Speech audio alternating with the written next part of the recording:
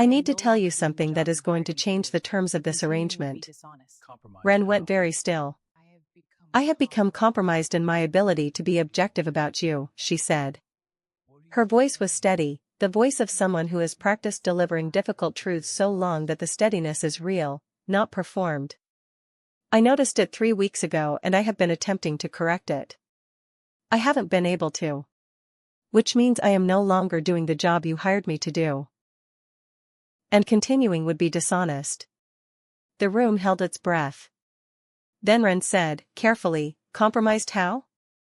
She looked at him and said, you know how. Dara Mensa, who she was years back. Dara grew up in a 2-room house in a dusty neighborhood where the electricity came and went like an unreliable relative.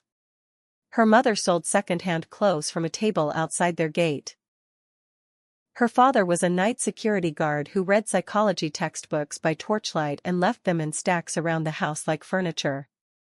He never got to use the degree. But Dara did.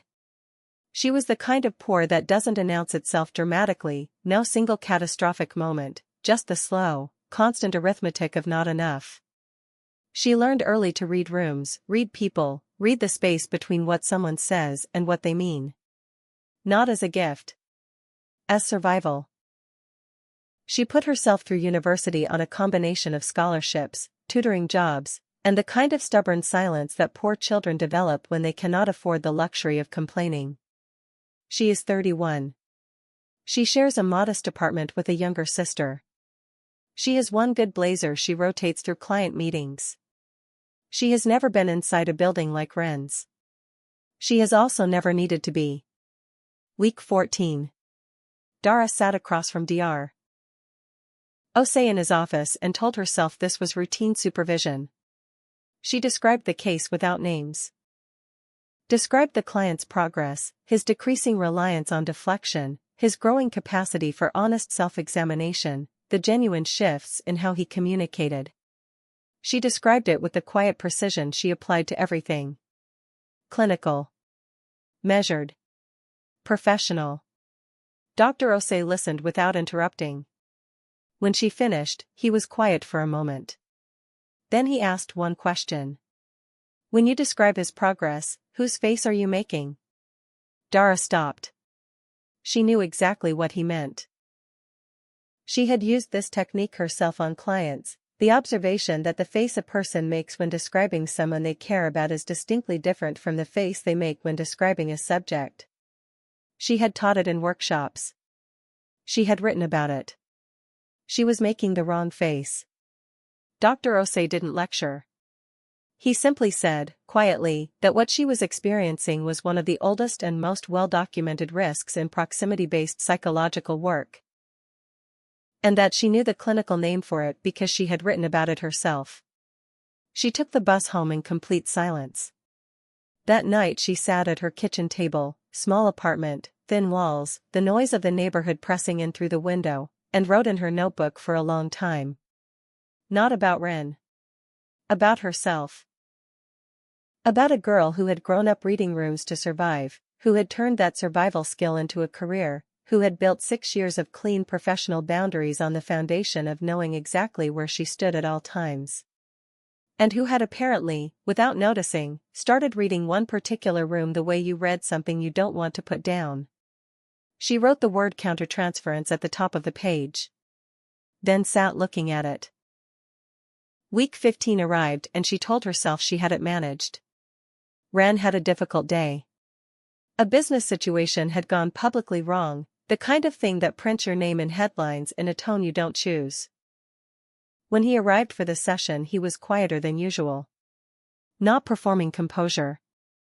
Actually composing himself, which was different, and new, and she had been waiting 3 months to see it.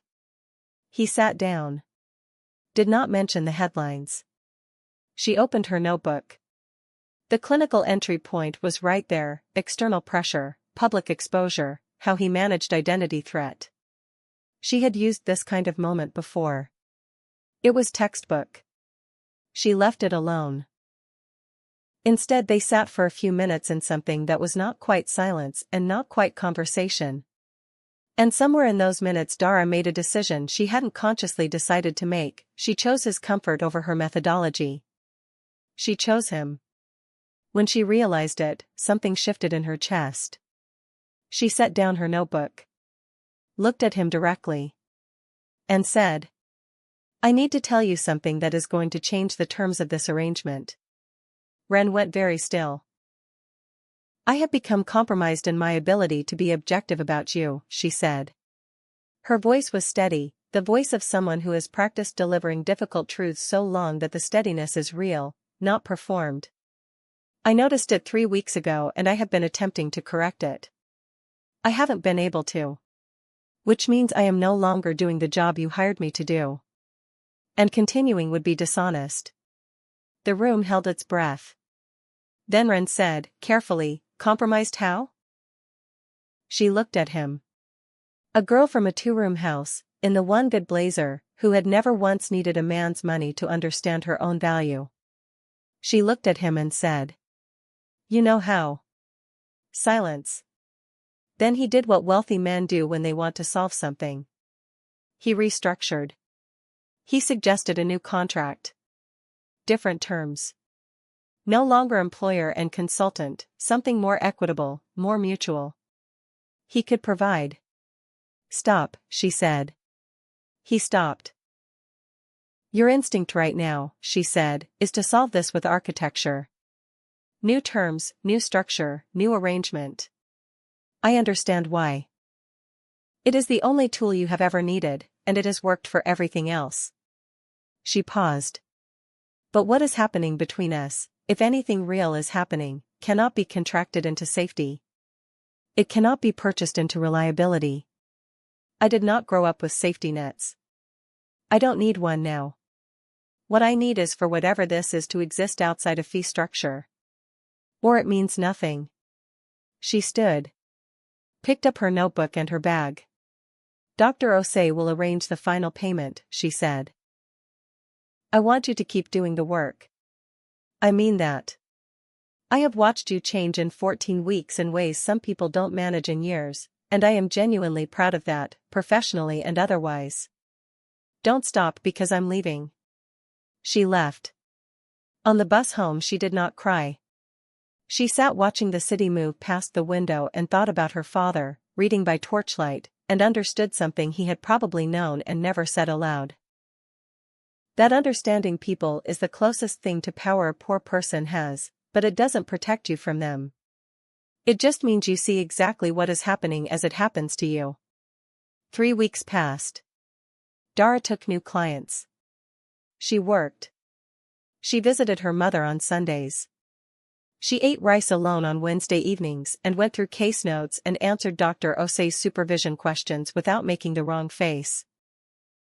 The structure of her life reassembled itself around the empty space without much drama, which was either evidence of her discipline or evidence that she had been practicing loss her entire life and had become very efficient at it.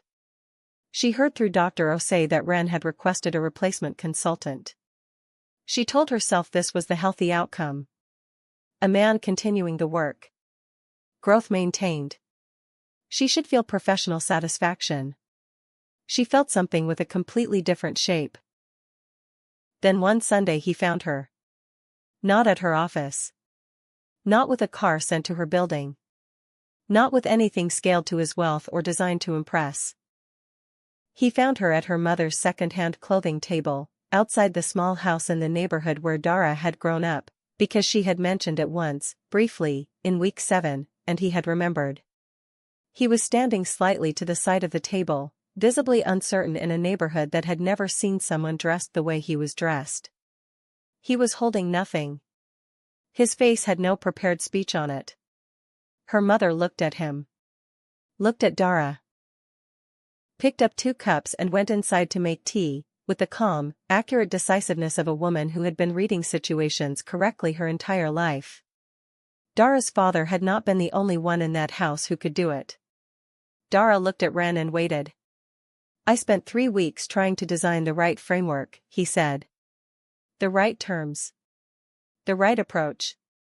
I kept thinking if I found the correct structure, I could present it to you in a way that made sense.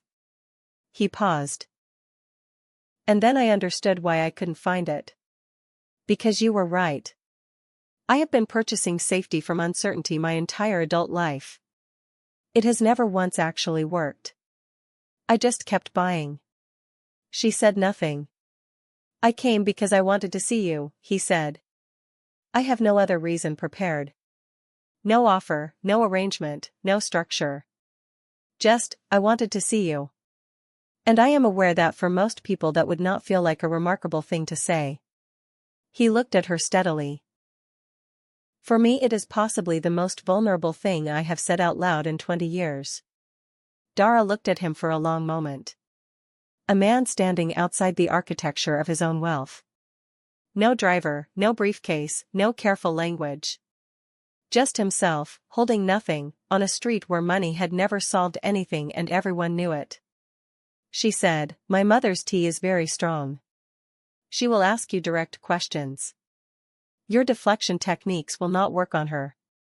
He said, I know. She said. Come inside then. What followed had no grandness to it. Ren sat at a small table in a small kitchen and drank strong tea and was asked plainly by a woman who had sold second-hand clothes her whole life whether his intentions were honest.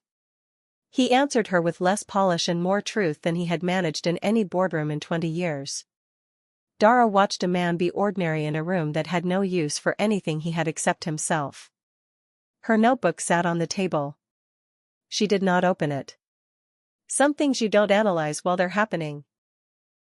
You let them happen and trust that the girl who learned to read rooms in the dark, by torchlight, between second-hand clothes and psychology textbooks, knows the difference between a room worth staying in and one worth leaving.